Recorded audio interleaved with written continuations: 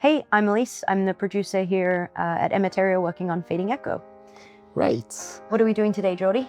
Today we are reviewing the speedrun that I did last time where I beat my last record. That was pretty impressive. 7 minutes and 36 seconds for the full demo that is available on Steam now. And how long does it take normal players to finish that? 1 hour and a little more. Trying to figure out if you found more bugs or fixed more bugs. I think you were responsible for finding almost all of the speed running or like elemental bugs. All right, we're starting off with a bang, okay? Yes, so it looks like it's a regular Unreal bug where you can keep your velocity at the end of your dash, depending on the way you implemented it. And there I abuse it, but later we will see I will be able to spam it a little more. But the mountain goat technique is... What? I was promised fun, not anxiety and regret. But I'm doing this, I'm gaining a lot of time because I'm skipping quite a few cinematics on monster introduction and stuff like that. I'm already skipped half of the tutorial just rushing around like this. So I'm under 1 minute for only the tutorial in the overworld. And there I unlock the abilities of the player, and this is where it goes much faster.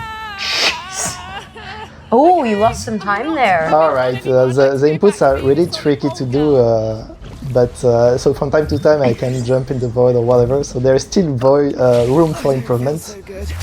But okay, so you still use the systemic interactions for the speedrun, it's not just inputs. yes, but I put it a little and abuse the way the physics work on the engine to always go faster.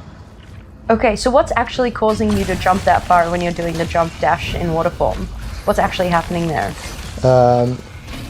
It's a kind of relic of Nob system where at the beginning for combat we wanted to be able to dash quite easily to escape enemies or whatever, so we could reset the dash quite easily by hitting an enemy or whatever. But for now, what is happening is when I'm changing form in the middle of my dash, the system will stop the dash, but I will keep the velocity of it, and I will come back to the initial velocity of the form I'm in currently. That will allow me to go really fast through different levels and perform some crazy jump, like the one you have seen in the mirror.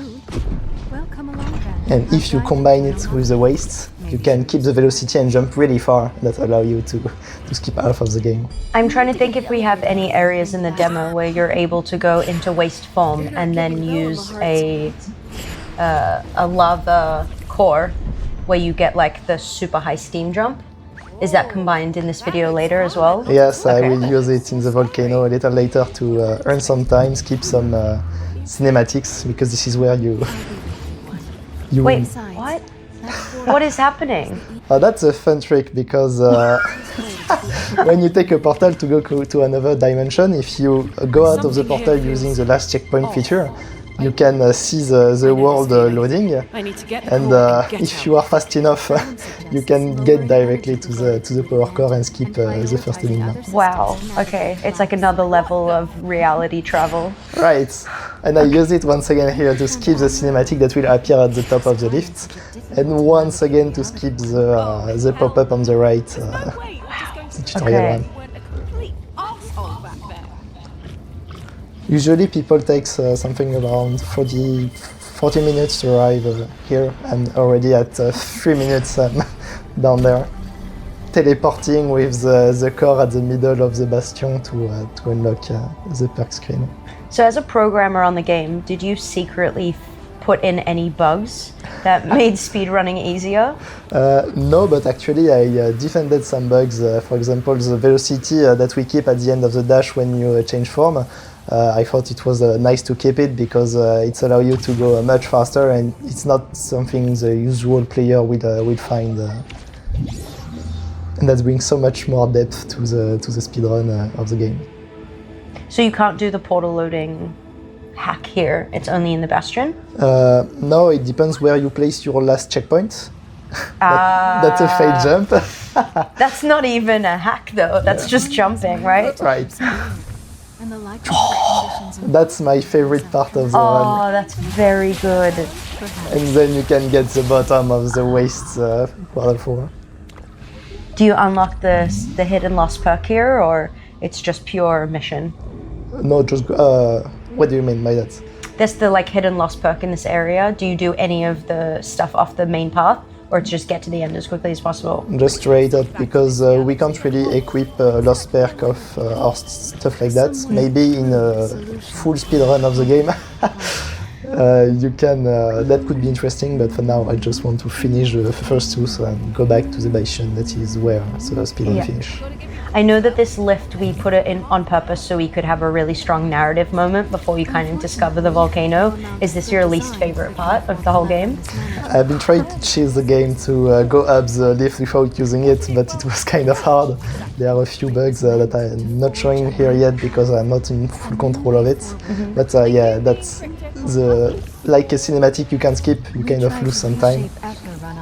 Like there, I grew too confident in my timing, and I made a lot of mistakes. But the idea was to take the steam form to be able to go all the way to the next zone without doing all the fight and the door blocking on the left.